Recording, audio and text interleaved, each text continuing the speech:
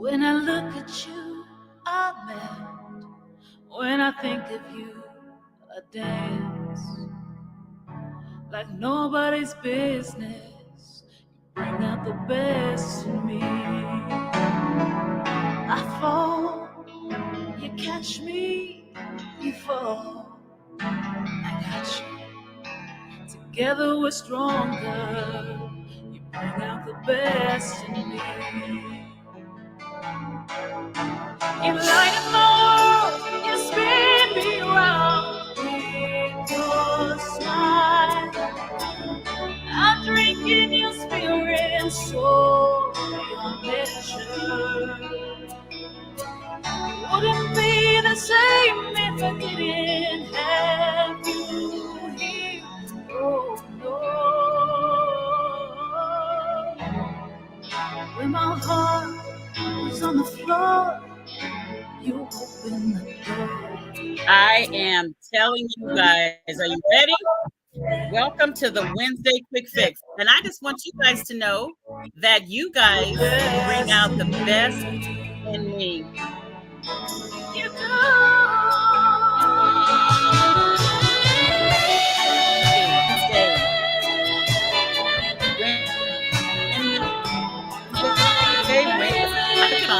That will be coming out. And I'm looking forward to that. Please, can we turn the music off?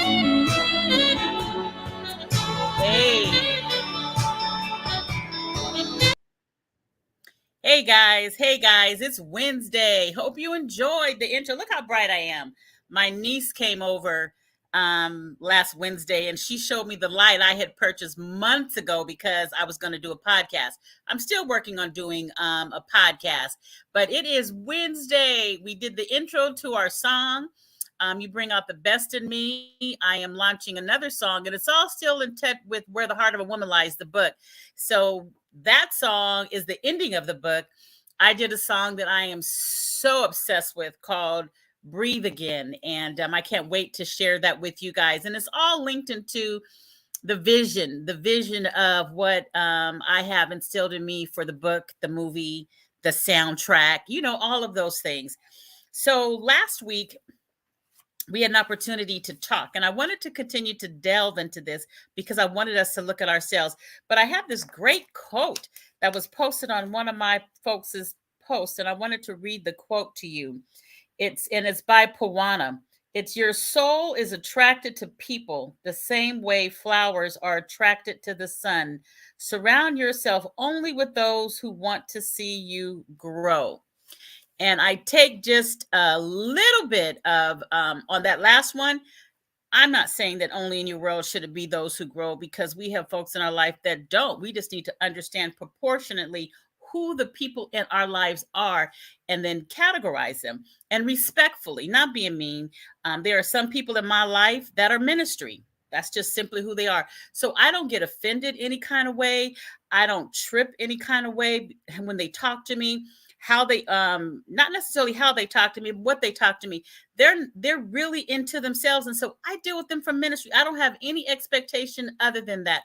If you are my friend, I categorize you that. If you are my coworker, I categorize you that. If you're my family and friends and all of that don't necessarily line up. So I want to encourage you, as we're talking about who we surround ourselves with, just understand who is around us. Deal with us in that way. Deal with those people in that way, and you won't get offended. Side note, and not everybody who's not celebrating you is like a mean or somebody who means you any harm. It's not even intentional. Sometimes when you see people who are striving and thriving in their lives and you're not, there's an internal something inside of some folk that makes them a little bit distant, and they're actually not rooting for you. And I'm not telling you to celebrate them. I'm just asking you to understand that, and to just understand and compartmentalize them and know that it's there. It is not intentional. It is them deflecting. It is easier to hope maybe for not so well for someone else so that I don't have to focus on myself. It's a hard conversation, but I had the same conversation with a lot of people in my life. So that is the encouragement. Last time we were talking, and I was saying that before you try to get into a relationship, you need to fully identify who you are. And when you look in the mirror, who do you see? I was on the phone today with a girlfriend of mine, and we were just reflecting. And I was saying to her, so I'll give you a little peace of mind. Obesity has been an issue in my life ever since elementary school. I was a very, very, very fat child in elementary school. I was bullied, laughed at, songs were made, just a lot of stuff. And so it followed me. I was grateful to a mother who, when I was in the 8th grade, before there was Weight Watchers, there was Overeaters Anonymous. And my mom took me there, and me and my mom did it together. And it took me through a journey of growth. I reverted back. There were just some things. We all have something in our lives that are like our Achilles heel. And I was saying to my girlfriend that even when I lose weight in inches, when I look in the mirror, I see that fat kid. Who do you see in the mirror when you look? And is it a hindrance? Is it holding you back from being everything that you are? When you look in the mirror because of your life, do you see a victorious woman or do you see the victimized woman? When you look in the mirror, do you see a woman with hope and possibilities? Or do you see a woman who doesn't have hope or possibilities? When you look in the mirror, are you depressed? Or are you happy? Do you find moments and places where you can celebrate you? Who do you see in the mirror? It's easy enough. There are some things I see, you all will see. And it doesn't take anything out of us. It doesn't take anything out of us to be there. So I'm an aunt. When I look in the mirror, I see the aunt. When I look in the mirror, I see the sister. When I look in the mirror, I see the daughter. I see the friend. I can go through a lot of different things. I see the entrepreneur. I see the writer. I see the author. Some things have grown and I see the lyricist. Those are some of the things that I can just say off the top, right?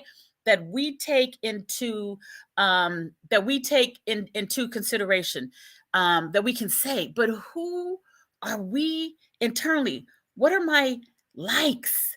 What are my hopes? What are my dreams? What do I want in life? What are my desires? Because it's okay for things to be about you. It needs to be about you, because before you embark on any relationship, regardless of what that is, friends, anything, you got to know who you are, and then you got to stand for you. Are you your authentic self? Are you your authentic self? I'm a romantic. I have a friend that always calls me the marshmallow girl. You know, he says, because you are so mushy. That's a truth about me. And so I own that. I'm an optimist. Even though the news can bring you down, I have to shut that off because it can jack with my optimism. You know, I'm thoughtful.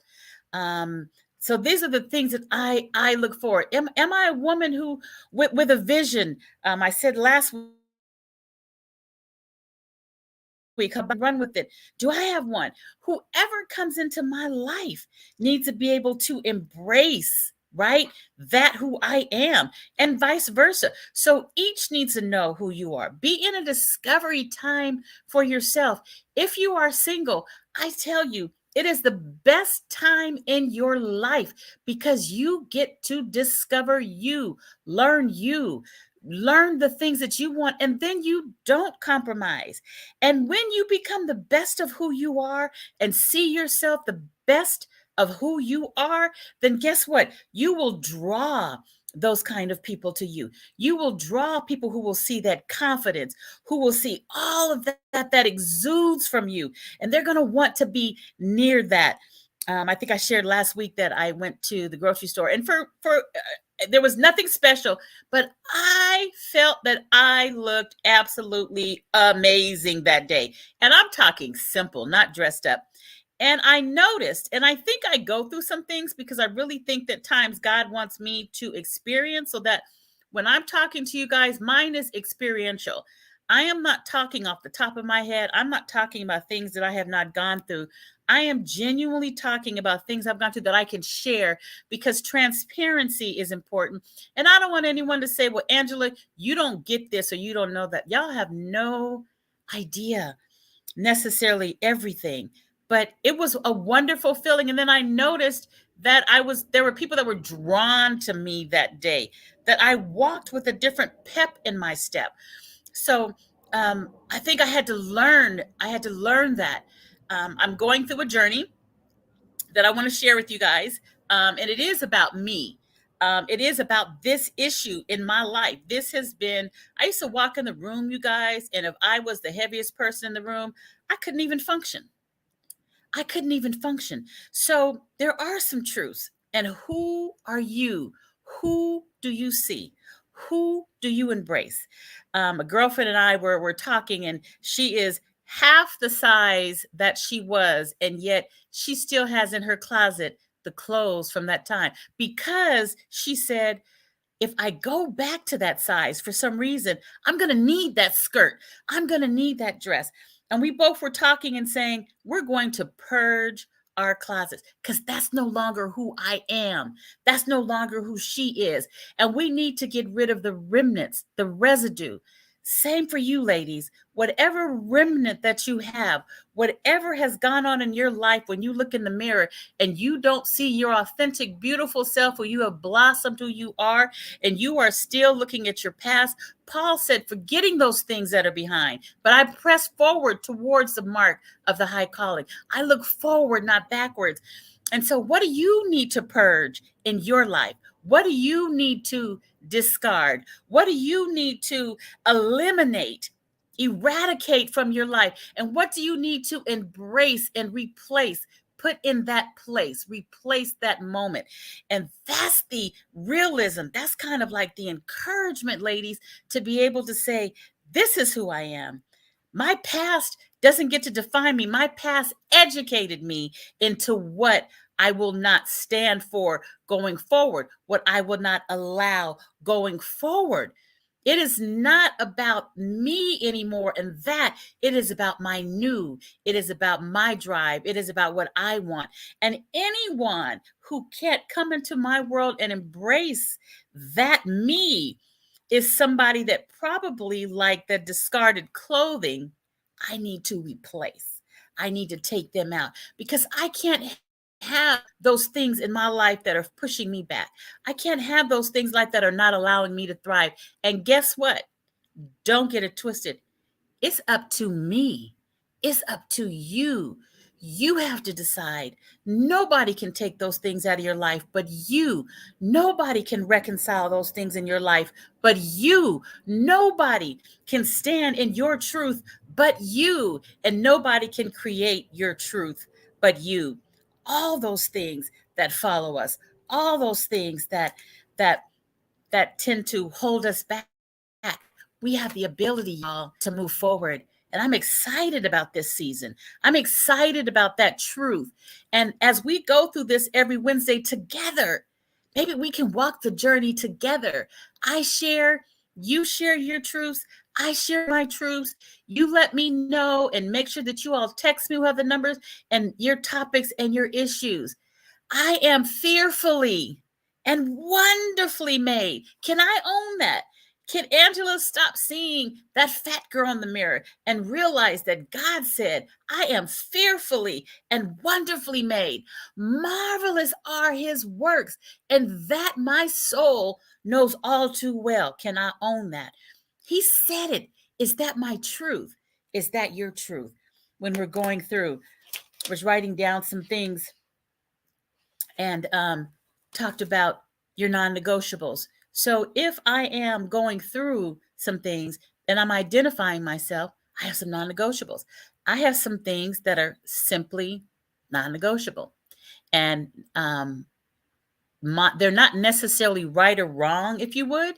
You guys have got to own your own non-negotiables. So next Wednesday, when we come back, give some thought to your non-negotiables and actually ask yourself, are they truly your non-negotiables, or are they just suggestions? Because if they're non-negotiables and you have children, your children should know your non-negotiables. It shouldn't be subjective. Your friends should know your non-negotiables. Whoever you're dating should know your non-negotiables. If they are your truths, then be authentically you, you fearfully and wonderfully made person. God bless you. Have a great rest of the week. And thanks for spending these short 15 minutes with me. See you see you next Wednesday.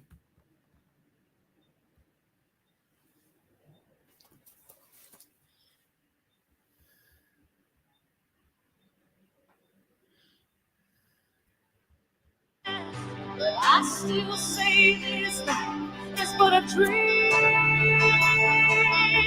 It's but a dream. I am the one you spin me around with your smile. Conjuring in your reimagine. Would it be the same if I didn't have you here? Oh, God.